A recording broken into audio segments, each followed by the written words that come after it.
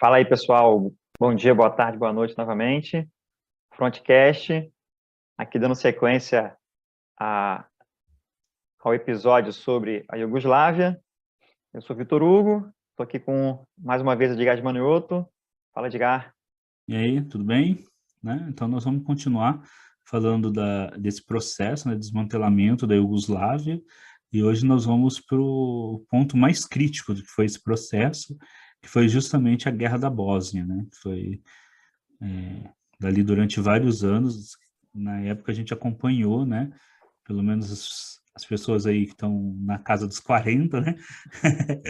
Acompanhou aí ainda esse processo, né? De Uhum. solução aí da Bósnia e Herzegovina. Sim. Só para o pessoal que está no podcast entender, a gente também está no YouTube. A gente está lançando o podcast e o vídeo simultaneamente. Então, se você está ouvindo aí, quiser ir lá no YouTube conhecer a gente, só digitar Frontcast, se inscrever, né, dar aquele like, dar relevância para o nosso canal, esse É tipo de isso coisa aí. que você já sabe. Hoje em dia todo mundo sabe disso, né, que vai ver o vídeo, tem que dar like, tem que comentar. Não precisa nem ficar falando muito, porque todos os vídeos que você imagina, os caras pedem, botam um símbolozinho do like lá. Então, a gente tem que começar a colocar também um símbolozinho aí do like, É, para lembrar o pessoal durante a gravação. pois é. Bom, no último episódio, a gente falou, né, sobre a Iugoslávia, como ela foi construída, como ela viveu os tempos do Tito, né, do Partido Comunista Iugoslavo. E só para o pessoal que está pegando aqui ter mais uma noçãozinha, né, eles tinham, na Iugoslávia, principalmente três grupos, né? Os sérvios, que eram ortodoxos, né, católicos ortodoxos, os croatas, que eram católicos romanos, croatas e eslovenos, e os bósnios, que eram muçulmanos, né, na sua maioria. Isso não significa, né, Edgar, que todo mundo ali que nasceu bósnio, ele era exclusivamente muçulmano. Não, pode ocorrer de uma ou outra pessoa ou não professar religião nenhuma, ou de repente casar com uma pessoa cristã né, e abandonar a fé muçulmana, mas isso eram casos muito, muito raros, né? O povo em si seguiam essas tradições religiosas juntamente com as étnicas, não é isso? Né? Teve até um período na Iugoslávia que, assim, os sem religiões também era grande, né? Por causa até da Uhum. orientação marxista, né?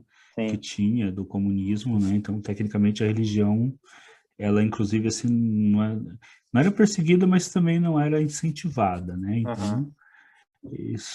Então, mas depois que começou a ocorrer o fim da Iugoslávia, né, aí se juntou essas duas coisas, né, tanto a etnia quanto a orientação religiosa, como forma de distinguir ainda mais, né, Uhum. entre os grupos étnicos. Só que tem aquela coisa que nós vamos comentar ao longo do programa, muita gente já tinha tido filhos junto, já tinha os grupos já tinham se misturado, afinal de contas já estavam 50 anos ali morando como Sim. vizinhos, né? Então, Uhum. as pessoas já tinham casado entre eles, já tinham filhos, tinha um grupo que não era nem muçulmano, assim, no sentido assim, de que era tanto muçulmano, mas estava casado com uma sérvia, ou um servo ou um croata estava casado com uma pessoa de origem sérvia, então Uhum. tinha essa. Viviam com aparente tranquilidade ali, né, nesse período todo. Sim. O problema foi a dissolução da Iugoslávia, né? Foi o fim, porque aí os grupos nacionalistas, tanto oficiais quanto não oficiais, né, vamos dizer assim, eles ficaram ali, né? Igual a gente falou no outro episódio, insuflando, né? Botando lenha na fogueira e tentando levantar esse nacionalismo de novo, né? Porque todos esses três grupos, pelo menos as lideranças políticas, né? Todos eles queriam o seu país com as suas características étnico e religiosas, né, próprias, né? E isso excluía os demais. Só que vivia todo mundo junto, né? Esse era o grande problema, né? E aí eles começaram a recorrer a períodos históricos muito antigos, onde esses grupos tinham se enfrentado. Então, alguns recentes, né, não tão antigos assim, como o enfrentamento entre sérvios e croatas durante a Segunda Guerra, mas a ocupação mas aí colocar a culpa, por exemplo, nos muçulmanos dos anos 80, Uhum. no que havia ocorrido no Império Otomano, né, na Uhum. ocupação otomana, assim, que não são as mesmas pessoas. Você não pode culpar um. É. É a mesma coisa de falar que se nós brasileiros hoje fôssemos responsáveis pelo que aconteceu na Guerra do Paraguai. Lógico, a Aham. gente deve fazer toda a análise histórica, rever a nossa própria história e tudo mais, né? Mas não significa que nós somos diretamente responsáveis por aquilo que ocorreu, né? Os Então, indivíduos, né? Os os indivíduos são indivíduos indivíduos em si. diferentes. Indivíduos são indivíduos diferentes. É lógico que também a gente não pode acobertar, tentar, Aham. tentar cobertar a história e fingir que nada aconteceu. Não, não é isso. Né? Mas também não, você não pode ser responsabilizado diretamente pelo que aconteceu há 60, 70 anos atrás. Né? Uhum. Você tem que compreender para que não ocorra de novo, É, exatamente. que é Esse é o diferente papel, de né? responsabilizar o indivíduo. É compreender para que não ocorra de novo. É isso aí. Bom, então, quando houve lá, né? Na verdade, assim, eu entendo o seguinte: eu entendo que quando teve o problema político da Iugoslávia, esses grupos eles viram aí a oportunidade de fazer com que os seus projetos de nação chegassem às vias de fato, né? Então, por Isso. exemplo, na Croácia, foi onde, na verdade, a Eslovênia e a Croácia já colocaram a sua independência, né? Ainda em 91, mas dentro da Croácia, os sérvios não concordaram, né, o Edgar? E eles criaram a República Sérvia de Krajina, ou Kraína, eu não sei pronunciar. Ah, é. Pelo que eu vi das pronúncias, né, você fala Krajina mesmo, né? Eu estava assistindo uma reportagem de um canal europeu e a moça lá falava Krajina, então acho que não tem Uhum. problema. Também, eu duvido, É, também não sei se oi. se o ministro das Relações Exteriores daqueles países vão estar ouvindo a gente para poder corrigir, né? Então, mas se corrigir também não tem problema, já fala Não, certo claro. da próxima vez. É essa aí. Então, é porque assim, tem um território. Na Eslovênia, né, foi tudo base, foi rápido, as coisas se resolveram em 10 dias, porque não tinha nenhum Uhum. grupo sérvio lá, e não tinha nenhuma outra minoria dentro da Eslovênia, né? Então, essa população basicamente era a população eslovênica que estava ali, então não teve Uhum. nenhum conflito. Mas dentro da Croácia havia um número muito grande de sérvios, principalmente na região da Krajina e da Uhum. Eslovônia, que não é a mesma coisa que a Eslovênia, tá? É Uhum. outra região. E esse pessoal, eles não queriam se separar, né? Eles não.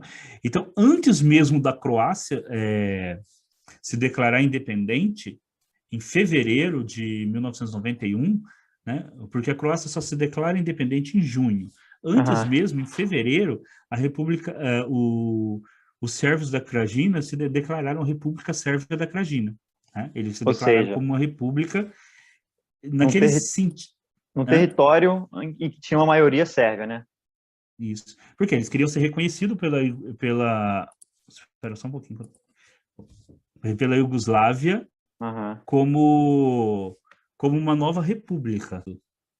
Eles queriam ser reconhecidos porque o presidente da Iugoslávia ainda era o Slobodan Milosevic, né, que é sérvio e que Que dava é sérvio. total apoio para esses grupos separatistas, né? Porque a ideia deles era assim, se a Croácia realmente viesse a se separar, se eles fossem uma república, eles não faziam parte da Croácia. Isso aí. Então, eles iam ficar livres para continuar ligados à Iugoslávia. Né? Uhum. Só que, num primeiro momento, então, o que acontece? A Croácia, ela reage. Né? E aí entra aqueles grupos que são os grupos paramilitares, que haviam muitos grupos paramilitares na Krajina. Então você tinha a Guarda Voluntária Sérvia, do Hans Jastovic, né? Uhum. Você tinha os Chetniks, do Seslivics, e as Águias Brancas, do Jovics. Você falou do Chetniks aí, é interessante falar deles, porque eles são os mesmos grupos, né, que lutaram contra os croatas lá na Segunda Guerra, né? Eles eram um grupo com essa orientação sérvia nacionalista que estavam lá na Segunda Guerra. E hoje em dia, os grupos sérvios nacionalistas, eles trazem de volta, né, essa coisa dos chetniks, né? Se for procurar, os grupos se autodenominam hoje chetniks, usam camisas, usam os símbolos, né, dos chetniks. É isso aí.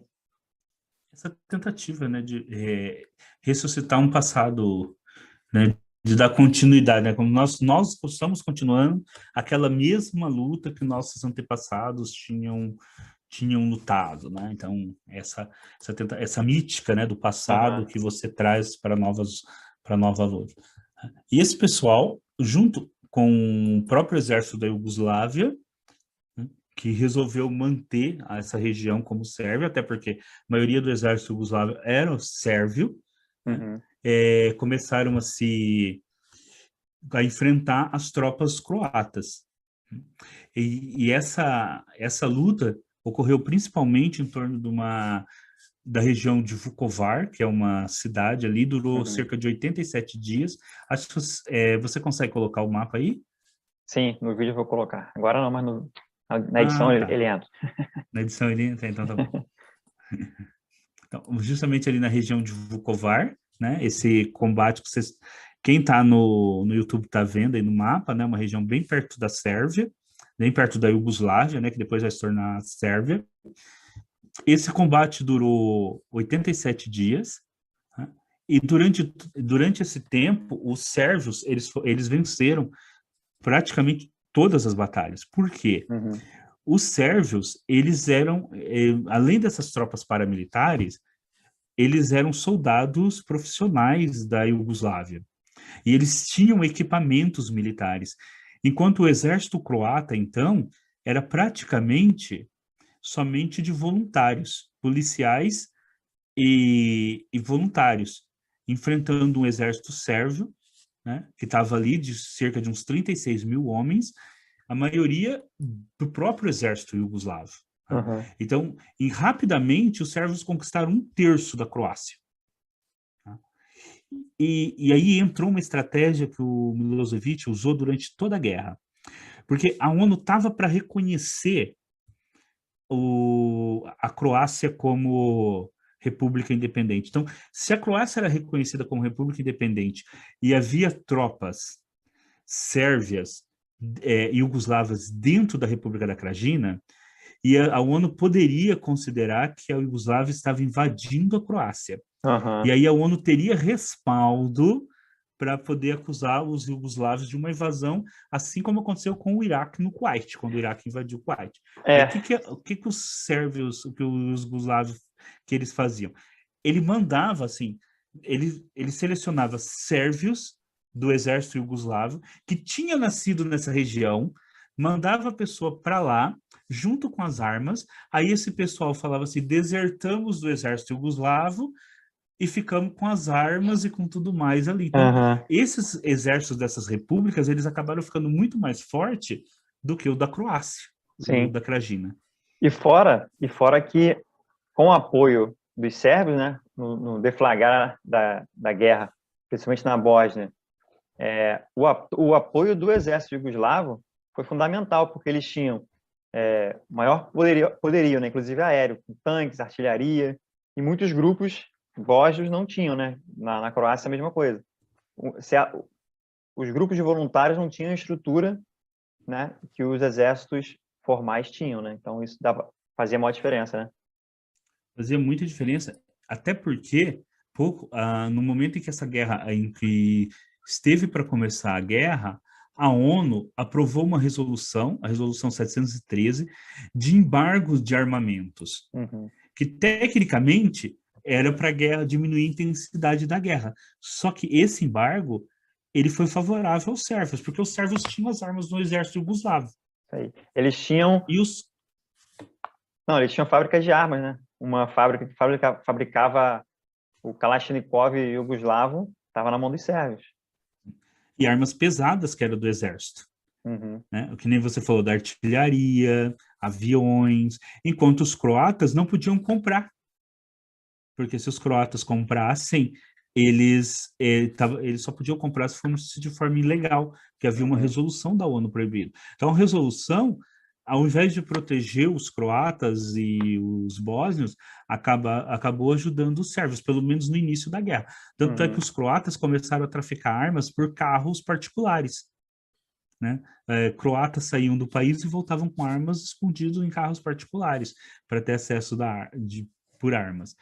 Tanto que os croatas vão demorar 5 anos, 4, 5 anos para rearmar o seu exército, né? Para conseguir ter um exército. Uhum. E é interessante até esse comecinho da guerra aí, porque o chefe do exército, o general Pan, que era o chefe do exército sérvio, né, na região da Eslovânia, assim que depois que ele tomou Vukovar e tomou a cidade de Osijek, ele disse que ele tinha todas as condições para marchar, né, para Zagreb e tomar a capital da Croácia. E que ele já estava se preparando para tomar a capital da Croácia. E ele falou assim, ia Uhum. encerrar a guerra. Porque se a gente tivesse tomado a capital da Croácia, a Bósnia não ia tentar ficar independente. Mas aí foi o Milosevic que falou, não, nós não vamos avançar mais, porque não nos Uhum. interessa mais. Porque o que interessava ao Milosevic? Criar a Grande Sérvia. Então, ficar com os territórios sérvios. Não era retomar a Uhum. Croácia, É. né? Era Até tomar os porque, territórios sérvios. até por os croatas não terem muito o que reclamar, né? Tipo, vocês ficam com o seu território aí, nós vamos ficar com o nosso aqui, né? Um pouco isso também. Mas eles já tinham tomado 1/3 do país. É isso aí. Bom, então esse embargo que você falou, ele durou 3 meses. Só que as consequências dele foram maiores, né? Como você citou aí, né? Agora, em relação à Bósnia, né? A Bósnia, ela tinha algumas lideranças políticas, né? O primeiro era o Alija Izetbegovic, né? Que ele era Izetbegovic. Ele era um muçulmano bósnio, né? E tinha o Radovan Karadzic, que era do Partido Democrático Sérvio. Ele era, obviamente, sérvio. Quando houve, aí igual na Croácia, né? Houve lá o problema político, teve a questão da separação da Croácia, então os grupos nacionalistas foram inflados, né? Vai ser uma coisa recorrente, né? Esse ali já Izetbegovic, ele era conhecido por ser um cara muito com um discurso de união entre as várias etnias, né? E grupos religiosos. Só que ele, pelo que eu estava lendo aqui, tem em alguns círculos internos muçulmanos, ele prometia um Estado com a Constituição baseada na Sharia, né? Isso deixava, logicamente, os sérvios cristãos ortodoxos insatisfeitos, né?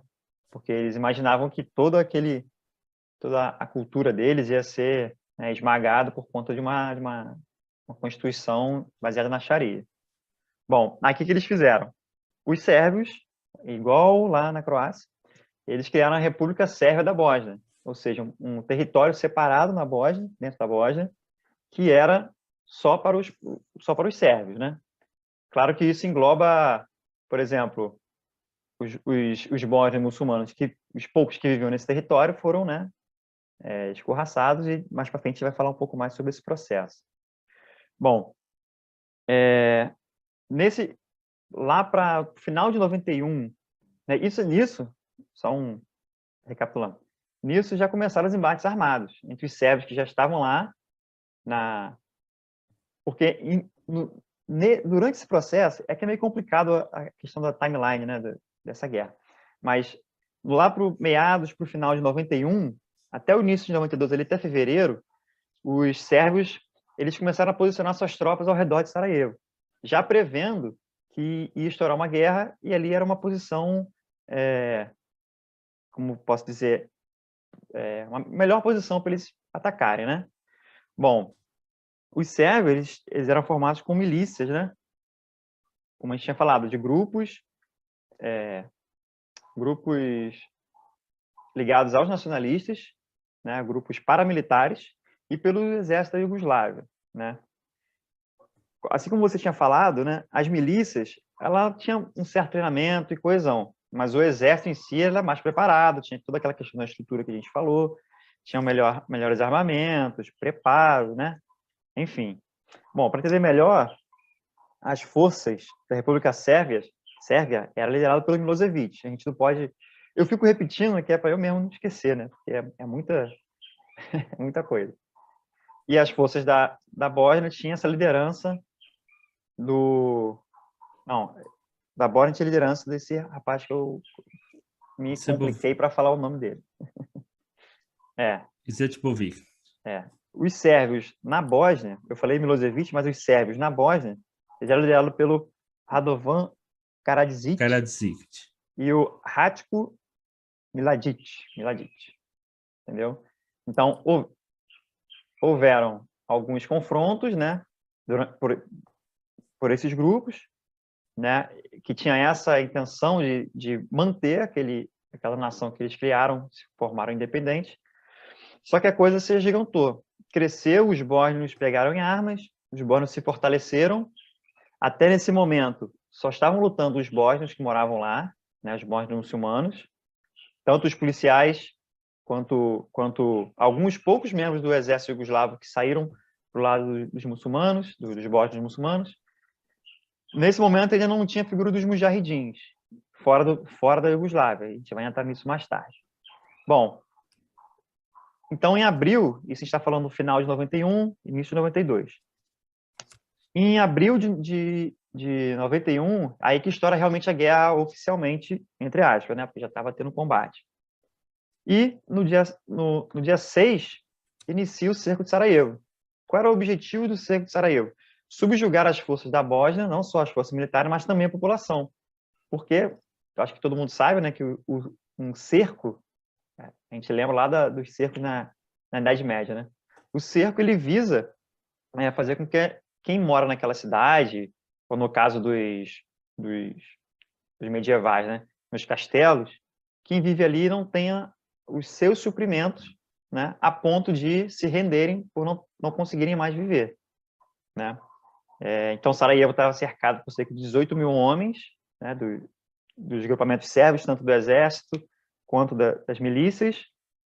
Então, dia 5, como eu falei, iniciou oficialmente o cerco. Quando os sérvios colocaram suas tropas ao redor de Sarajevo, o que é bom a gente entender? O Edgar falou isso no outro episódio. Sarajevo era cercada por montanhas, né? Eram Alpes, né? Então, eles colocaram suas tropas nesses Alpes. E nessas tropas não tinham só infantaria, tinha artilharia. Então, eles posicionaram canhões, né, ao redor da cidade, que era cercada por montanhas. Então, a cidade ficou alvo fácil para a artilharia, né, dos sérvios, né? Bom, e a Bósnia em si, 49% eram bósnios muçulmanos, cerca de 30% sérvios ortodoxos e 7% eram croatas católicos. É interessante falar dos croatas católicos porque uma parte deles, até pelo fato daquilo que o Edgar falou, já estavam envolvidos, né, na cultura daqueles com quem eles conviviam. Então, muitos desses croatas ajudaram os bósnios, né? Eram poucos, mas ajudaram os bósnios, e uma parte conseguiu fugir, né, do cerco de Sarajevo lá para a região da Croácia. Eu tinha falado das montanhas, agora que eu lembrei, são Alpes Dináricos, né? Os Alpes lá dessa região. Bom, então começou toda uma movimentação das tropas, né? Os sérvios ocuparam alguns bairros como Ilidza e Novo Sarajevo, e Vogoska, é o nome de um bairro lá, que tem que anotar para não perder. E qual foram as maiores frentes de batalha, né? O Rio Sarajevo foi uma frente, o Rio Miljaca, né? E uma avenida central que tinha na cidade foi conhecida como a Estrada do Dragão Bósnio, porque ela tinha esse era o nome dela, né? Estrada do Dragão Bósnio, mas ela ficou conhecida porque tinha muita incidência de snipers, né? Sérvios. Então, é bom a gente falar, né? A gente está falando. A questão dos snipers foi uma questão muito forte no cerco de Sarajevo. Por quê? Porque eles se posicionavam nas ruínas ou nos prédios mesmo, e eles atacavam a população, né? a população que ia buscar comida, que ia buscar água, porque assim, começou o cerco, né, as pessoas até tinham os víveres, comida, água, remédio, né? Só que com o decorrer do cerco, né, a despensa foi ficando vazia, né? As prateleiras dos mercados foram ficando vazias, então as pessoas tiveram que andar por toda a cidade caçando, né? Caçando comida, caçando todo o material que eles precisavam. Até os primeiros momentos, a onda ainda não dava um apoio. Um pouco mais para frente, se não me engano, em junho, conseguiram fazer com que parte do aeroporto de Sarajevo fosse aberto para as forças da ONU, né? Que levaram, tipo, eles conseguiam levar até 1.000 toneladas de mantimentos por dia. Só que nem sempre isso acontecia porque os combates também chegavam próximos ao aeroporto, né? Então tinha dia que o aeroporto fechava, né? Então não dava para chegar lá e pousar e tudo mais, né? Bom, durante esse tempo foram 1.425 dias de cerco. Durou até 95. Durante esse tempo, foram cerca de 320, 330 bombardeios por dia. Agora, imagina, o Edgar, você está numa cidade, está em Marília, e se explode uma bomba aí, né? Uma bombinha de criança. Imagina. Agora, imagina isso numa proporção de artilharia, um projeto de 105 milímetros, né? Isso dá um estrago grande. Você derruba uma casa, dependendo de onde pega, um prédio. Agora, você imagine mais de 300 bombardeios de artilharia, né, numa cidade. Sarajevo hoje ela tem cerca de 400 mil habitantes. Na época eu não consegui pegar quantas pessoas tinham, não, mas com certeza eram milhares também, né? Então... Para quem não mora, eu moro numa cidade relativamente pequena, né? Então, aqui na minha cidade tem cerca de 300 mil habitantes, não é uma cidade tão grande, né? Então, assim, não é uma cidade... Só que a minha cidade é ao contrário de Sarajevo. A minha cidade, ela fica em cima do morro e a gente é cercado por vales, né? Então, a gente é cercado é o contrário, né? Nós estamos em cima do morro. Então, se eu não me engano, eu acho que é um dos lugares mais altos do estado de São Paulo. Caramba, então é frio aí, né? Em cima do morro. E a gente, para sair da cidade, apesar de a gente estar no interior, tem que passar por serra, né? Porque nós estamos em cima do morro. Tanto é que quando eu tenho os amigos meus que vêm de outros lugares, né, eles ficam encantados com os vales que cercam a cidade, né? Então, é justamente o contrário. Mas, assim, é uma cidade de 300, 400 mil habitantes. Para quem mora em São Paulo, por exemplo, é nada, né? Mas 10% da depende da população. distribuição da cidade, é uma cidade relativamente grande, assim, né? E até nisso, Victor, uma coisa interessante, quando a gente pega o mapa e vai ver a Guerra da Bósnia, né, realmente é cheio de enclaves, né? Então você tem várias cidades grandes e os sérvios cercando elas. E por que isso ocorre? Porque antes da guerra começar, havia uma característica assim, dos muçulmanos e os croatas estavam geralmente nas cidades. E a maioria dos sérvios eram camponeses.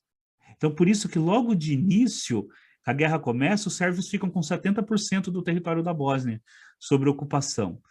Porque, na verdade, apesar deles não serem, assim, a população deles não serem maior, ela dominava maior território porque eles estavam no território rural. Porque toda cidade é assim, né? Por exemplo, lógico que não São Paulo, que eu não sei nem se tem território rural. Mas, por exemplo, eu moro numa cidade do interior, a parte urbana é muito menor do que a parte rural. Então, geralmente os croatas e muçulmanos estavam na parte urbana e os sérvios na parte rural. Então, na hora que a guerra começa, lógico que os sérvios dominam um território muito maior. E por isso que ficou tantas... Se a gente pega o mapa na guerra em 91, 92, 93, vai ver assim, que tem várias cidades, né, que eles chamam de enclaves, muçulmanos e croatas, cercado por território sérvio. Porque o território sérvio, os sérvios moravam mais nas vilas camponesas, enquanto as grandes cidades eram mais habitadas pelos muçulmanos e pelos croatas. Por isso que tem essa diferença geográfica. Os sérvios logo ficam com a maior parte do território, mas não com as grandes cidades. E principalmente Sarajevo, que é disputada ali, eu acho que palmo a palmo, né? Os sérvios dominavam alguns bairros e tinham combates urbanos. É uma característica da guerra moderna, né? Como eu tinha falado, né, os sérvios, acho que eu não lembro se eu falei isso. Os sérvios, eles ocupavam os bairros de Ilidza, Novo Sarajevo e Vogoski. Os muçulmanos, né, os bósnios, eles permaneceram mais no centro histórico e nos distritos de Dobrinja e Butmi. É engraçado esses nomes todos. Bom, ali, apesar de ter muito combate em área rural, né, como você falou, onde os sérvios permaneciam, no cerco de Sarajevo, o combate foi praticamente todo combate urbano, né? Então ali nós tivemos, né? Então ali eles tiveram um cenário de guerrilha urbana total. Tudo que se tem dentro de uma guerrilha urbana conhecido pela ciência militar moderna, lá você tinha todos os aspectos, né? E eu fui falar da guerra urbana. Bom, com o decorrer desse cerco e dos combates na Guerra da Bósnia, ocorreu uma situação que, como os sérvios estavam massacrando os bósnios muçulmanos, houve uma certa, não vou dizer um êxodo, não, o êxodo não é a palavra certa, nunca seria, mas houve uma grande corrida de algumas tropas, de alguns voluntários, lembrei, de alguns voluntários muçulmanos de outros países, principalmente ali do sul da Rússia, né? E também do Irã. O Irã também financiou alguns grupos, assim como o Irã faz hoje, né? De financiar grupos que estão lá no Iraque, na Síria. Ele financiou alguns grupos que foram lá lutar junto com os bósnios. E foi isso que ajudou, foi um dos fatores que ajudou, né, os bósnios a sair por exemplo, dessa questão desses enclaves aí, que eram praticamente bolsões, em que os bósnios estavam cercados por sérvios, né? Então, isso deu força para que os bósnios furassem o cerco, né? Em alguns momentos, aumentaram seu território, em outros momentos, tiveram força para resistir às tomadas de território dos sérvios, né? Bom, como a gente falou aí do motivo que fez com que esses muçulmanos viessem de outros países para a Bósnia, a questão principal foram os massacres, a limpeza étnica que ocorreu lá. Por quê? Os sérvios, eles, nessa tentativa de criar a Grande Sérvia, de criar esse país, essa nação dos sérvios para os sérvios, né, eles automaticamente cogitaram na eliminação dos bósnios muçulmanos. Até pela questão que você falou, Edgar, daqueles embates lá contra os turcos, né? O Hátiko, quando teve um dos massacres que ele participou, dizem, a gente não sabe se é verdade, mas isso foi dito lá nos tribunais de Haia, que ele abriu uma garrafa de vinho, pegou a taça e falou: finalmente estamos derrotando os turcos que nos invadiram centenas de anos atrás. Então, tu vê que o discurso, né, oficial era esse: vamos tirar essa população muçulmana, que eles não merecem estar aqui na Grande Sérvia, né, esse país que é só nosso. Essa era o discurso deles. Só que nisso, o que eles faziam, né? Eles matavam os homens, né, e estupravam as mulheres. Eles matavam os homens para que eles não tivessem condições de, uma vez refugiados em outro local, pegassem armas e voltassem para tomar as suas casas, né, o seu território. E as mulheres eram estupradas porque os homens não iam querer se deitar com elas novamente, os muçulmanos, e elas também sentiriam vergonha, teriam problemas até psicológicos para poder usar uma linguagem bem científica, né, se reproduzir, né. Não é uma palavra legal para se falar nesse momento, mas era essa a intenção dos sérvios. Na verdade, essa é a intenção de qualquer limpeza étnica, né? Se a gente for dar um giro por alguns casos de limpeza étnica, tem essas características: matar os homens capazes de lutar estuprar as mulheres, né? Em praticamente todos os processos de limpeza étnica você tinha esses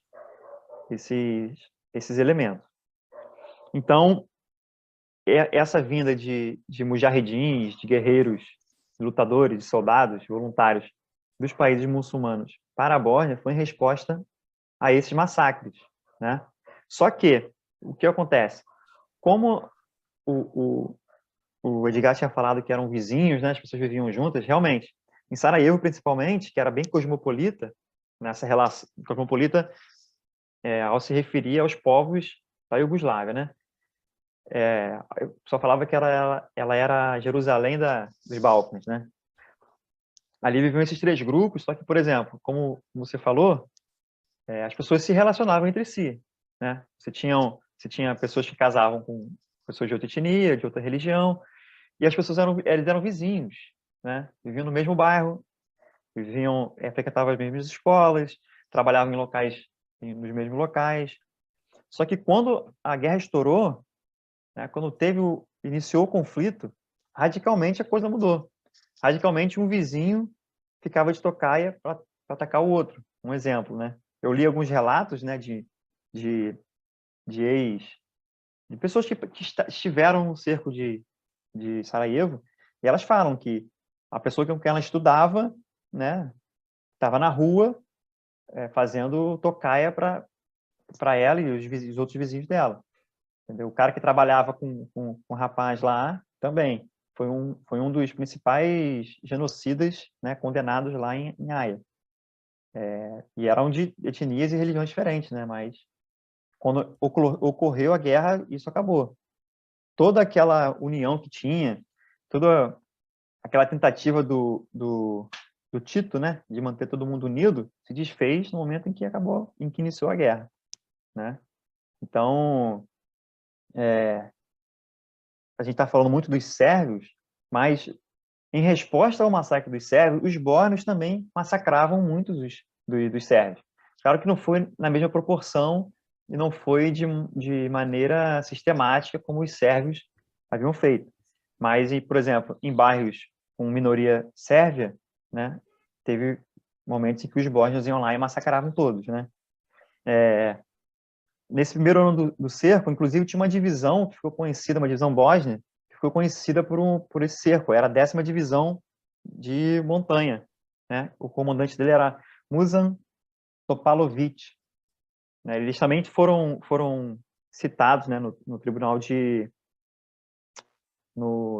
Haia. De Haia. Isso. Então, só para a gente ter noção que nem sempre os massacres não eram só dos sérvios, né? Os bósnios também cometiam, porque aquilo, ficava a mágoa, né? Então ficava aquele sentimento de vingança. Então você tinha isso na Iugoslávia toda, onde teve conflito, nas cidades, nos países, você tinha esse troco, né? Só que a questão dos sérvios foi maior. Então o cenário era esse, né? O cenário de confronto, ele era muito nessa coisa dos setores.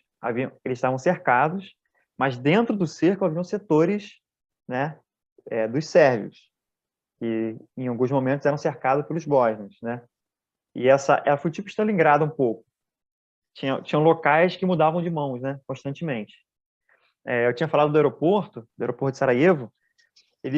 As tropas bósnias, para poder circular armas e munições, eles construíram um túnel, né, por baixo do aeroporto. Esse túnel ele ficava a 5 metros da superfície, né? Ele tinha 1,5 metro de altura e 1 metro de largura, né? Para o pessoal poder. Ele demorou 4 meses para ser construído. Só que aí, ao invés de levar só armas e munições, ele começou a ser usado pela população, né? Que para não passar nas ruas cheias de snipers, né? E poder morrer, eles usavam esse túnel como rota oficial, né? E também o mercado negro também usava essas rotas, porque à medida que o cerco se completou e com a falta de mantimentos e tudo mais, o mercado negro cresceu. Então havia muito contrabando de mantimentos, de remédios, né, de água potável, inclusive drogas, aumentou o consumo e o tráfico de drogas, a prostituição também. Então, esse túnel que passava por baixo do aeroporto, ele foi uma arma fundamental para salvar vidas, né? Não só para guerrear, mas para salvar a vida dos civis, né? Então, esse combate urbano, o que acontece? Existem alguns casos que ficaram icônicos, né? Um deles é de um casal chamado Admira Smith e o Bosco, que eu não vou sei pronunciar o nome dele, não, é BRKIC. Ele era um casal que morava na cidade lá, né? Ele era sérvio e ela era muçulmana. E eles estavam juntos desde a escola. Pelo menos desde 85 eles estavam juntos lá. Em 19 de maio, os pais Não, minto. O rapaz era sérvio. Não, isso mesmo, o rapaz era sérvio e ela era muçulmana. Os pais dele, a família dele, já tinha saído. Ido para a parte sérvia, né? Após o cerco. Então, o que eles fizeram? Juntaram dinheiro, né? O que eu conseguia apurar mais ou menos é que esse dinheiro era para subornar os soldados, né? E eles marcaram que em 19 de maio as armas iam silenciar às 17 horas, eles iam passar por uma ponte que ficava próxima a um zoológico. Eles iam passar por essa ponte e iam para a região sérvia, porque, né, eles não aguentavam mais ficar lá no cerco. Só que não se sabe por quê, né, um sniper ainda estava lá e atingiu os dois. Ele atingiu o rapaz primeiro, o Bosco, na cabeça ele caiu morto. Em seguida ele atingiu a moça e ela não morreu na hora, ela se arrastou até o corpo do marido lá e ficou mais 15 minutos até ela falecer. Então isso gerou uma grande comoção porque tinha um repórter não lembro, era freelancer, mas eu não lembro agora para qual jornal que ele vendia lá suas fotos, que ele e um fotógrafo japonês estavam também freelancer, eles estavam lá procurando, né, alguma coisa para fotografar e eles chegaram num prédio e um soldado bósnio chamou ele e falou: olha ali, tem duas pessoas passando por uma ponte. Quando ele foi para fotografar, já tinha acontecido isso que eu falei, né, dos dois tiros no rapaz e na moça. Então ele tirou uma foto da ponte dos dois mortos, né? Isso correu o mundo, isso sensibilizou demais, né, a opinião pública, principalmente europeia. E esse casal ficou conhecido como o Romeu e Julieta de Sarajevo, porque eles eram, né, um bósnio e um sérvio. Muito embora depois da guerra, né, com a apuração dos fatos, os pais do rapaz, os pais da menina disseram que eles não poderiam ser considerados Romeu e Julieta porque o relacionamento deles não era proibido. Aí entra naquela questão que você falou novamente, né? Eles eram um sérvio e uma bósnia muçulmana, mas eles tinham um relacionamento e as duas famílias aceitavam, né? Não tinha nenhum problema em relação a isso. O corpo dos dois ficou na ponte por 7, 8 dias. Não, por 8 dias. Por que não foi tirado, né? Porque ninguém ia se arriscar a ser atingido por snipers, né? Por atiradores. E no 8º dia, ficaram 7, mas no 8º dia, os sérvios conseguiram pegar os corpos e enterrar eles num cemitério sérvio. Né? E depois Isso é a versão oficial, né? De que os sérvios foram lá, os soldados foram na ponte e retiraram durante a noite. Só que depois da guerra, teve um levantamento e descobriram, na verdade, que não foram soldados sérvios. Foram prisioneiros de guerra bósnios que foram obrigados a ir durante a noite, durante a madrugada, retirar os corpos dos dois. Né? Então, estou falando desse caso que ele é interessante. Ele virou filme, ele virou documentário, né? E assim, foi uma das guerras após a Guerra do Golfo, né? Que a Guerra do Golfo foi o marco da cobertura, né? A gente vê ao vivo lá no Jornal Nacional. Sim, foi um marco, né? Assim, na questão da cobertura. E a Guerra da Bósnia, que foi um pouco depois, também teve uma ampla cobertura. Então, esses casos ficaram muito conhecidos, né? Esse caso, por exemplo, como eu falei, virou filme, virou documentário. Isso saiu também logo depois do conflito, em 98, um filme, né, Edgar, que você chegou a assistir ele, né? Eu assisti ele quando saiu, em 98, 99, mas acho que você também assistiu. Ele está agora no Amazon Prime, para quem quiser assistir. Ele se chama Savior, não é isso? Isso. E esse filme mostra muito bem essa questão dos conflitos étnicos, né? Lá você tem uma garota que ela é sérvia, né? E ela ficou prisioneira, né, dos bósnios, e aí foi vítima de violência sexual, ela está grávida, e quando ela é devolvida, a família dela não aceita ela, né? Mas o filme todo, já antes, você tem um norte-americano, né, que havia tido um problema com questão de terrorismo, né, tinha perdido a família dele no ataque terrorista muçulmano, né, por um grupo terrorista muçulmano, e aí então vai ser ele que vai ajudar, né, essa garota, a um contragosto, né, mas ele Uhum. vai ajudar essa garota. Aí ela acaba tendo um filho, né? Só que ela mesma, em um determinado momento, fala, né? E isso é muito impactante no filme, que ela fala assim que o pai dela tinha razão, ela deveria ter se matado, né? Depois do ela era vítima, né? Para ver assim como que a questão étnica ali, e ao mesmo tempo tem um momento no filme que eles se refugiam numa casa de dois idosos, e esses idosos, um é um muçulmano e ele é sérvio, e eles eram casados, e ele até Uhum. fala, ele fala assim, eu perdi meu filho na guerra e perdi meu neto, e o filho e o neto eram frutos de um casamento interétnico, né? E assim, e assim o filme demonstra toda a falta de toda assim como que populações que viviam tão juntas, que compartilhavam ali o mesmo território, repentinamente viram inimigos, né?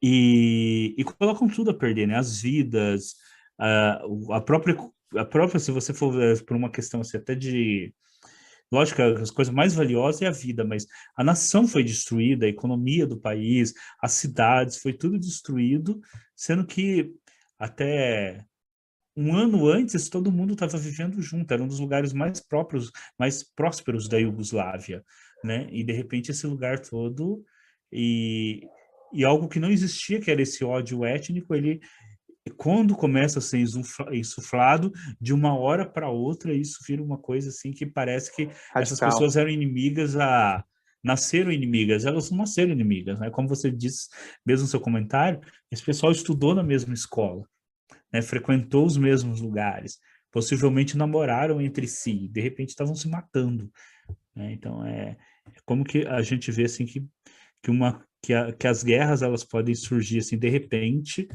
né, e trazer consequências desastrosas, porque algumas pessoas começam a insuflarem os outros, né, a se matarem, né? Porque Uhum. quando a Bósnia se declara independente, a ideia é formar uma nação com três etnias: sérvios, muçulmanos e Uhum. croatas. Mas logo de início, como você mesmo disse, os sérvios se separam e querem formar uma república própria. E os croatas e os muçulmanos ficam juntos no início, né? E depois eles acabam tendo também conflitos entre eles. Por quê? Vamos voltar lá um pouquinho, né? O Victor estava falando justamente lá do início do cerco de Sarajevo, né? Que começou lá em 5 de abril de 1992. Logo, assim, logo mesmo em abril, né, 13 de abril, as forças croatas e os bósnios também começaram a lutar entre si, porque até então bósnios e Uhum. croatas eles estavam do mesmo lado. Só que eles começaram Sim. a disputar uma região e aí a guerra começou, além de ser uma guerra entre bósnios e croatas, uma etnia começou, aí não eram mais só bósnios e croatas, bósnios muçulmanos, né, e croatas contra os sérvios. Agora croatas também estavam enfrentando os muçulmanos e Uhum. ambos estavam enfrentando os sérvios. Porque os croatas, ao norte, né, os sérvios entrou em território que já tinha sido ocupado pelos croatas, e no sudoeste ali, os croatas adentraram o território que estava ocupado pelos sérvios, né? Então, foi uma guerra de 3 frentes ali, né? Isso. Né? Foi uma guerra de 3 frentes, né? Você tava ali tudo, vários combates entre as 3 etnias, né? Trocando aí territórios, combatendo entre si, né? Combatendo entre si, né? E aí também houve a presença de forças internacionais da ONU que começaram a chegar, mas no início essas forças da ONU não tinham, elas estavam principalmente para levar alimentos para os civis, mas elas não Uhum. tinham, elas não podiam intervir nos combates, né? Elas não tinham mandato de intervir nos combates, elas tinham mandato de levar alimentos, na medida do possível, medicamentos, Uhum. proteger os civis, mas não no sentido de participar dos combates, né? Então, É, elas não tinham... e os sérvios se aproveitaram muito disso, né? Porque eles sabiam que os soldados não tinham essa autonomia, né, de entrar em combate para proteger os civis, e eles tinham um regulamento que eles tinham que cumprir, né? Você chegou a falar antes da gente gravar que eles estavam, as tropas da ONU estavam sujeitas às suas regras dos seus exércitos nacionais também. Então, esses exércitos, principalmente o holandês, né, que era a tropa que mais estava lá, acho que eram os holandeses. Não lembro agora se eram só os holandeses ou se também tinham outras nacionalidades. No filme aí, o Dennis Quaid, que você citou, ele estava na Legião Estrangeira, se não me engano, não é isso?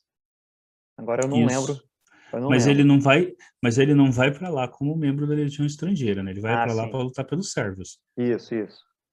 Exatamente. né? Ele não vai para lá para lutar pela Legião. Ele é um mercenário, né? Aham. Ele vai para lutar pelos sérvios, né? Porque ele está atrás de uma guerra. Na verdade, ele vira um soldado profissional, né? Então ele está atrás de uma guerra. Ele é um mercenário e ele vai lá lutar pelos sérvios. Parece que... tem muitos anos que eu vi esse filme, né? Parece que depois que a família dele morre numa explosão, né? Num atentado, não é isso? Isso, a família dele morre num Ah, atentado terrorista, né? O filho e a esposa. E aí ele entra numa mesquita, mata várias pessoas dentro da mesquita como vingança, e ele acaba fugindo e vai para a Legião Estrangeira. Aí ele fica um tempo na Legião Estrangeira, aí depois, quando começa a guerra da Bósnia, ele resolve ir para a Bósnia para lutar a favor dos sérvios e contra os muçulmanos, justamente por uma espécie de sei. vingança pessoal dele pela família ter sido morta por um grupo terrorista muçulmano. Uhum.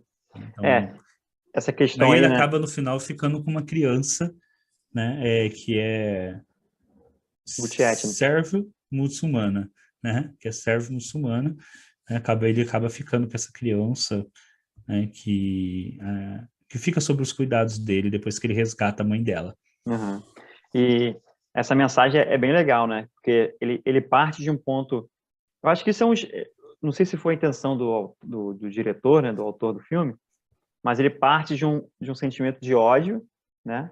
De um separatismo, né? E durante todo o filme, até o final, quando ele fica com a criança, ele vai para uma união, né? Porque ele é um cara que tinha um ódio e ele, no final, ele opta pela união, porque ele vai estar cuidando de uma criança. Primeiro que ele conviveu com uma pessoa que era do grupo que ele odiava, que era a moça bósnia, né?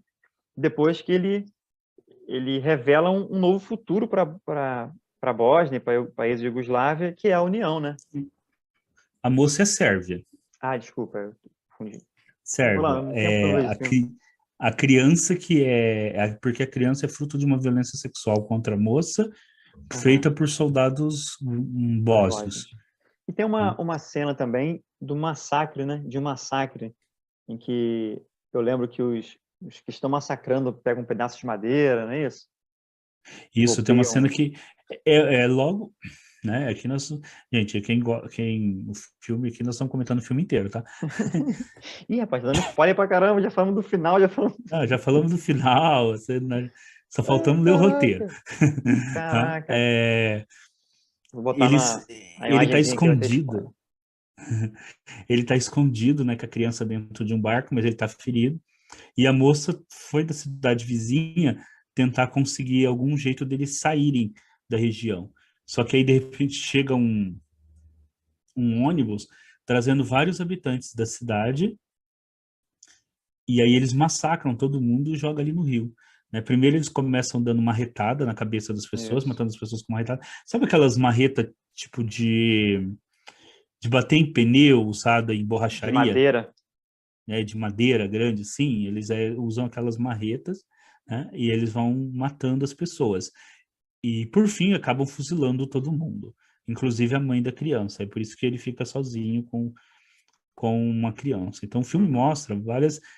O filme ele é interessante porque ele mostra assim, vários elementos daquilo que nós falamos aqui. Ele mostra o circo, porque o filme tem um momento que eles estão nos cercando a cidade, inclusive o Dennis Quaid, é isso, né? Isso. Ele é um sniper, né? Tem até um momento assim que ele mata uma criança, né? Tá. Até minha esposa, a gente estava assistindo Menos junto. spoiler, menos spoiler. Ah, o filme é da década de 90. No momento que ele mata uma criança, até minha esposa estava assistindo junto, ela falou assim, não acredito que ele vai matar uma criança. Porque ele tinha perdido o filho, né? Aí você imagina que uma pessoa que perdeu uma criança não vai matar outra criança, né? Então passa essa questão do sniper, passa a questão dos casamentos interraciais, da a questão da violência sexual contra as mulheres, depois essas mulheres não serem mais aceitas pelos próprios parentes, né? Que aí as mulheres geralmente na guerra acabam sendo vítimas duas, três vezes, né? Elas são as vítimas Aham. da violência e depois vítimas porque não são aceitas pela, pela Comunidade. família, como se elas fossem culpadas da violência que sofreram, Pois é. né? Então é algo assim bastante. Então, o filme ele é muito bom porque ele mostra todos esses elementos, né? Que a gente. E também, o Vitor, como você estava falando aí de Sarajevo, tem esse quadrinho aqui do Joy Sá, que retrata um pouco sobre Sarajevo, né? É um Uhum. quadrinho, é o chamado jornalismo em quadrinho, né? Quando a pessoa faz jornalismo, mostra um pouquinho aqui. As páginas da minha edição estão caindo aqui, ó, de tanto manuseia que está caindo. Mas mostra, né, os prédios aqui, ó, em chamas da cidade, né, aqueles bombardeios que você estava justamente comentando. É uma obra muito interessante. E aqui a gente tem até a mira, né? Eu vou tentar aproximar da câmera a mira do sniper, né? Aham. Deu para ver. Justamente. Opa, caiu aqui. Justamente que o pessoal.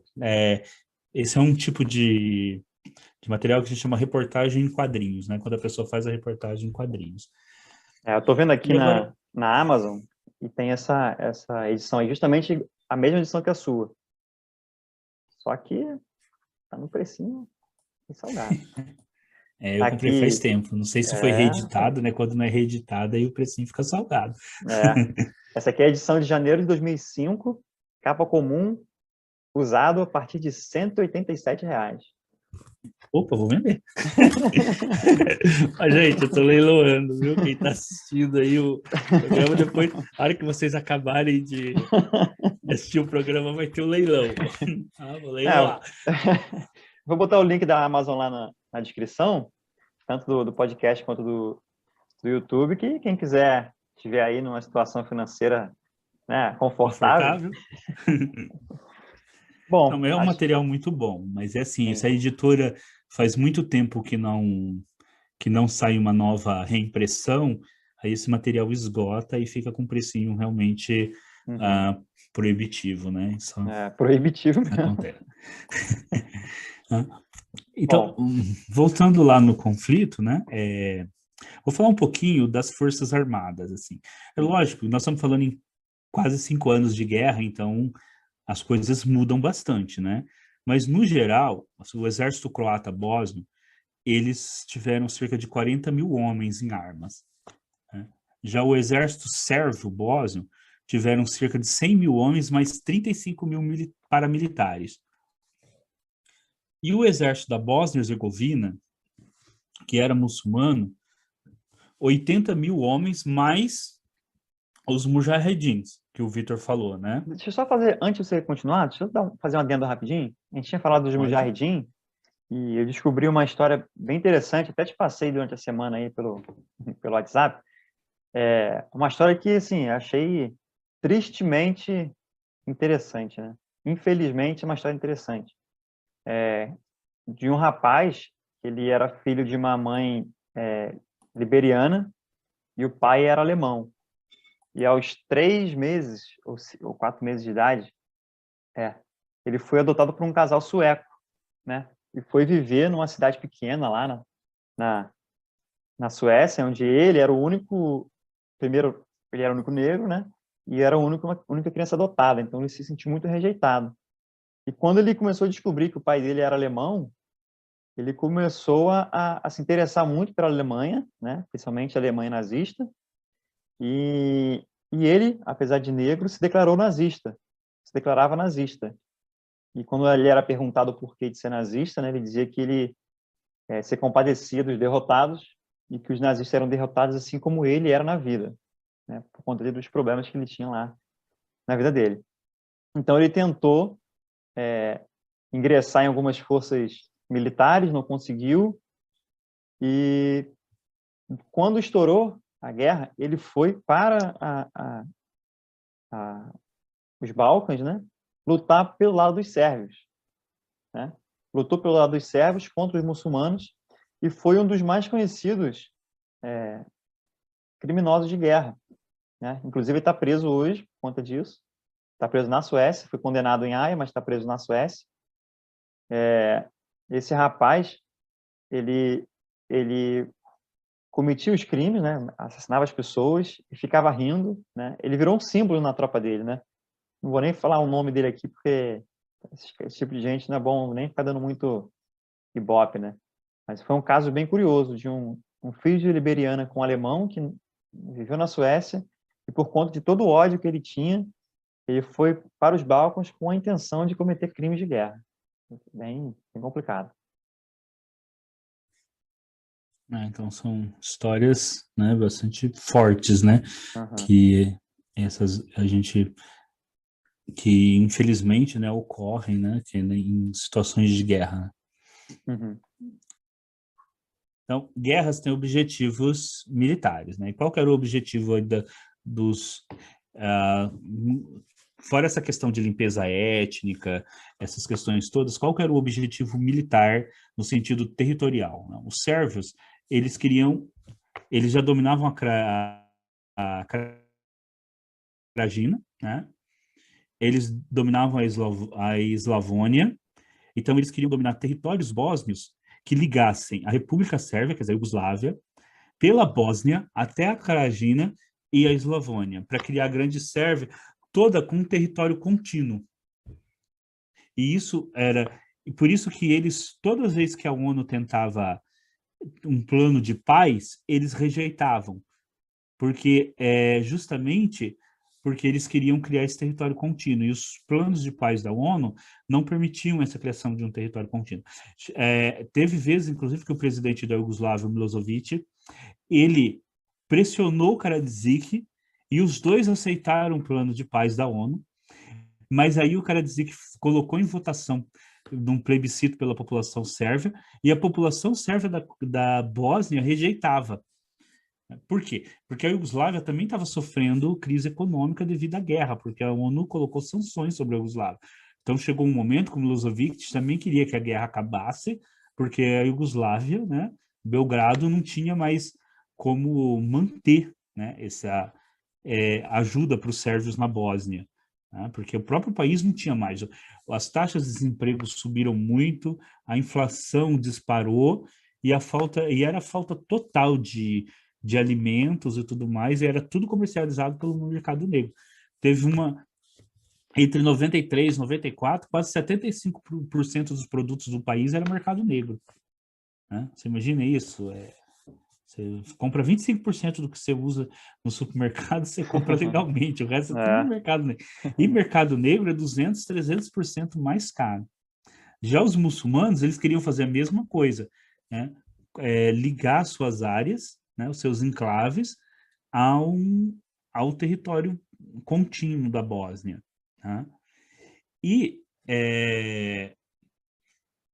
você vai ter vários planos, né? Eu já falei do plano com Milosevic e o Radzig, eles aceitavam o plano Vance, mas acabou que a própria comunidade sérvia não aceitou. Tá? Nós já falamos também dos combates entre muçulmanos e croatas que ocorreu em Mostar, e por isso os croatas criaram a República Croata da Bósnia-Herzegovina. Então, isso aí foi quando separou em 3 mesmo. Mas houve um outro conflito dentro do próprio território muçulmano, quando na província autônoma de Biak, no oeste da Bósnia, um bósnio muçulmano que tinha perdido a eleição para ser o presidente da Bósnia, declarou essa província como autônoma em novembro de 93, e inclusive ele fez a paz com Krajina, que ele é vizinho de Krajina, e passou ele e as suas tropas a lutarem contra os muçulmanos do exército bósnio. Caramba! Tá? Então, veja, assim, é uma guerra que realmente se vai... é como o Victor falou, né? A gente precisa quase de um... Né, assim, é muito complexa essa guerra. Na verdade, cada batalha dessa, cada situação dessa dava um podcast inteiro, né? Porque, assim, trocas de lado, a batalha. E o exército bósnio só vai conseguir retomar a província de Biak em agosto de 1994, quando os croatas e os muçulmanos já se realinharam de novo e formam a Federação Croata Muçulmana. Né, que eles formam uma federação entre croatas e muçulmanos, que aí a ONU vai tentar justamente dividir o país em 2, né? Fazer uma federação croato-muçulmana e uma república sérvia, e aí as 2 repúblicas autônomas vão compor a Federação da Bósnia-Herzegovina. Né? E então você começa então a guerra a partir de 94, 95, ela começa a mudar. Né? Ela começa a mudar de ares, mas antes dessa mudança, o Victor vai falar um pouco sobre Srebrenica, né? Esse Srebrenica foi um massacre, né, que ocorreu, o massacre mais conhecido, né, dos bósnios muçulmanos pelos sérvios, né? Ele foi justamente aquela situação que eu falei dos soldados da ONU, né? Quando as tropas sérvias entraram em Srebrenica, a maior parte, né, dos bósnios correram para um centro da ONU que tinha lá. Eles tinham um complexo da ONU que tinham tropas holandesas. Quando esses refugiados, vamos dizer assim, né, chegaram no complexo da ONU, imediatamente a liderança dali fez um pedido para a ONU em Genebra para mandar reforço, o que fosse, tanto para a questão do combate, quanto para poder dar suprimento e condições de saída da cidade para aquelas pessoas, né? Só que acontece, eles não tiveram resposta, e como eles não tinham condições de manter esse pessoal lá, eles mandaram o pessoal embora. Quando eles expulsaram essas pessoas do complexo da ONU, esses soldados holandeses, automaticamente, né, os sérvios pegaram e fizeram uma seleção. Todos os homens de 14 a 70 anos foram imediatamente levados para um lado, para um certo local, foram assassinados, todos eles, né? Cerca de 8.000, né, para você ver o tamanho da barbárie, cerca de 8.000 homens. E as mulheres foram levadas para outra parte e sofreram aquilo que o Edgar falou bem, né, que foi a violência sexual, e em muitos casos também eram assassinadas, né? Mais uma vez, uma das coisas que o filme lá, Savior, com Dennis Quaid, também fala, né? E o que acontece? Naquele momento, durante a guerra, né, na guerra existe a guerra de informação, então foram muitos boatos, né, que ocorreram, e o massacre de Srebrenica ficou na coisa do boato, né? Haviam indícios, haviam esses relatórios dos soldados da ONU, só que nada tinha ficado certo, né? Então, o que ocorre? Com o fim da guerra, isso eu já estou falando um pouco depois, né? A gente ainda não está falando do final da guerra, mas só estou me adiantando um pouco. Foi criado um tribunal, né? Um Tribunal Penal Internacional, em Haia, e esses crimes eles foram não só computados, mas foram investigados, todos os dados foram, as testemunhas, tudo foi levado em conta, e viram que realmente Srebrenica foi um massacre pensado, né, calculado para exterminar a população bósnia-muçulmana, que houveram outros massacres com proporções menores, mas que num conjunto fica tudo um grande massacre, né? Uma limpeza étnica, que é como foi consideradas as ações, tanto do Ratko Mladic, o Slobodan Milosevic, em algumas outras lideranças, né, geralmente generais e coronéis, e líderes de milícias, mas também soldados comuns que vamos dizer assim, ficaram famosos, né, por cometerem atos gratuitos de violência contra os bósnios. Esse rapaz sueco que eu falei foi um deles, e muitos outros, né? Então, essas pessoas foram condenadas nesse Tribunal Penal Internacional, né? E como o Edgar falou no início, isso tem que servir de alerta, né, para a gente pensar. Tipo, pensa hoje a cidade que você mora, né? Pensa hoje as escolas, pensa os centros culturais que você frequentava, né, antes da, da pandemia. Agora, imagine 8 mil dessas pessoas sendo mortas simplesmente por serem quem elas são, né? Por terem uma etnia ou uma religião, ou os dois juntos, né? E simplesmente são mortas, né? É uma limpeza étnica que, sim, a gente tem que estar sempre falando disso, né? Para não, como você disse, para não retornar, para não ser comum, né? A gente vai falar, não vai ser comum quando a gente falar. A gente tem que falar levando em conta o absurdo que é, né? Para que se mais na frente alguém quiser levantar esse ponto como algo positivo, né? As futuras gerações parem e falem, não, isso não é legal, né? É reflexão que tem que ficar. Crítica para que nunca ocorra de novo, né? Exato. Aí nós vamos lá para 1995, quando a gente chega no final da guerra, né? Em Uhum. 95, você tem lá um...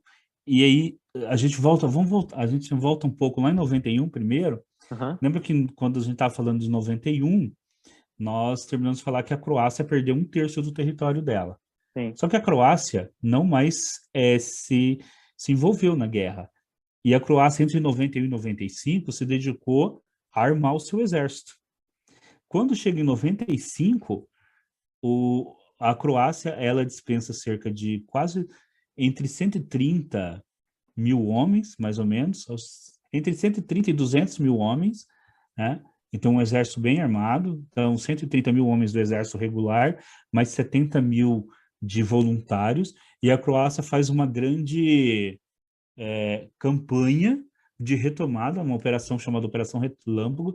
Tanto é que em cerca de 5 dias, 3 a 5 dias, eles retomam toda a Krajina. Eles atacam, retomam toda a Krajina. E uma coisa interessante nessa retomada, né, é que os sérvios, eles não ficam, eles fogem. Então, a Iugoslávia acaba recebendo toda essa população sérvia, eles fogem para a Iugoslávia, e o território croata, o território da Krajina fica quase todo desabitado, e depois vai ser ocupado pela Croácia. Então, você aí tem uma expulsão, né, a Croácia acaba tendo uma expulsão dos sérvios da Croácia, né, que é tomada aí e essa retomada da Krajina. Com a retomada da Krajina, esses aumenta muito a dificuldade dos sérvios continuarem a guerra na Bósnia, porque aí eles não têm mais a Krajina. E uma pergunta, por que a Krajina é retomada tão rapidamente? Não só porque o exército croata tinha se rearmado muito, mas como que na própria Krajina, a moral das tropas, depois de 4, 5 anos de guerra, porque os combatentes da Krajina não estavam combatendo mais contra o exército croata, mas estavam combatendo contra os bósnios. Uhum. Então, a moral deles já estava muito baixa. Então, isso acaba fazendo Sim. com que eles sejam derrotados. Tá? A Bósnia, os sérvios, então, vendo que de um lado, os bolcheviques não conseguem mais ajudar eles, de outro, a Krajina perdeu, né? Eles perderam na Krajina, eles acabam, então, aceitando a proposta de paz da ONU, né? Que vai dividir o território bósnio na divisão que é hoje, no final de 95, que vai ficando hoje, né? Essa divisão territorial, né, nessa divisão, a Federação Croata Muçulmana vai ficar com 49% do território, ainda que eles sejam 60,6% da população. Uhum. Enquanto os sérvios vão ficar com 51% do território, apesar de serem 31,4% da população. Por quê? Porque os sérvios, durante a guerra, tinham conquistado mais áreas. Como eu já disse também, eles estavam na população mais rural, tá? Eles tinham conquistado mais áreas, então eles aceitam. E aí vocês podem, até quem é bom de números, pode pensar assim, mas os números não bateram porque há há outras etnias aí também, tá? Há macedônios, há populações montenegrenses que também estavam na Bósnia, Uhum. bom? É. E aí, quando a gente chega ao resultado desastroso que foi a guerra. Uhum. A Croácia, né? Ela teve 12 mil mortos, sendo 35 mil feridos e 180 mil imóveis destruídos, né? Por conta de bombardeios e tudo mais. Ficaram com um saldo de 3 mil desaparecidos e 200 mil refugiados e 350 mil desalojados. 25% da economia foi destruída, né? Total de 27 bilhões em danos. Esses números são o quê? São casas que foram perdidas, né? Aí entra o valor da reconstrução, são empresas que perderam seus prédios, então entra o valor da reconstrução e o material ou o capital que essas empresas perderam, né? Isso tudo entra na conta e forma aí 27 bilhões em danos. A região da Caragina teve 600 mil sérvios que se refugiaram na Iugoslávia.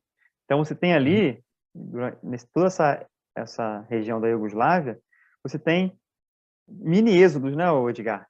Você tem populações Isso. que vão de um lado para o outro para se agrupar com os seus iguais, né? A Croácia, apesar do governo croata ter feito uma propaganda que os sérvios podiam ficar, que eles seriam aceitos como cidadãos, praticamente os sérvios da Croácia foram todos embora, né? Eles foram todos para a Iugoslávia.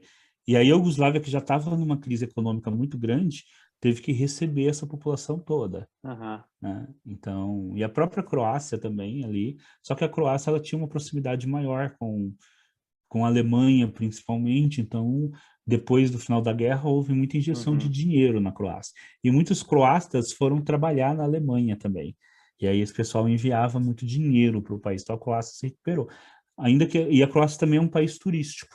Uhum. As praias da Croácia são muito visitadas por italianos e alemães, né? Então, você tem aí uma recuperação econômica, Um né? pouco A melhor do que os outros Bósnia também países. sofreu muito, né? A Bósnia teve 220 mil vítimas, né?